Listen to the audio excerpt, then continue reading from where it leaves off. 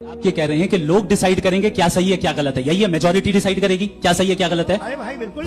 आज दिल्ली में एक बहुत बड़ी डिबेट हुई, बहुत बड़ा मुकाबला हुआ जो कि अल्लाह के वजूद पर था। यानी एक तरफ तो जावेद अख्तर जो कि लेखक हैं, उनका कहना था कि अल्लाह का कोई वजूद नहीं और कायनात अपने आप चल रही है। वहीं दूसरी तरफ मुफ्ती शमाइल नदवी जो हैं वो अल्लाह के वजूद को लेकर बात कर रहे थे कि अल्लाह का वजूद है और उसी ने कुल कायनात को बनाया है। दोस्तों, डिबेट जो है वो करीब 2 घंटे चली, लेकिन साफ तौर से उस पूरे डिबेट में बस यही बात नजर आई कि जावेद अख्तर जो है वो सिर्फ इमोशनली बातें कर रही हैं, यानी बातें बना रहे हैं। यानी उनके पास कोई भी पुख्ता सबूत नहीं है, इस बात की दलील नहीं है उनके पास कि अल्लाह का कोई वजूद नहीं, वो सिर्फ बातें घुमा रहे थे। लेकिन वहीं अगर बात की जाए मुफ्ती साहब को लेकर के, तो उन्होंने जिस तरह से दलाइल के साथ तमाम बातें रखी, वाकई काफी ज्यादा हैरान कुन है। और आप जब डिबेट देखेंगे तो आपको साफ मालूम पड़ जाएगा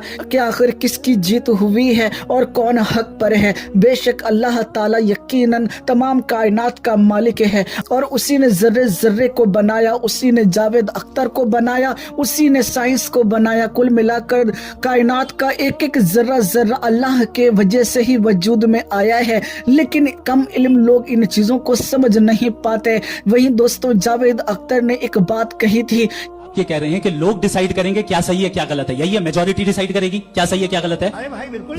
अच्छा, प्लेनेट की मेजॉरिटी तय करेगी, सोसाइटी की नहीं। प्लेनेट की मेजॉरिटी गॉड के एग्जिस्टेंस को सही मानती है, आप क्यों नहीं मानते?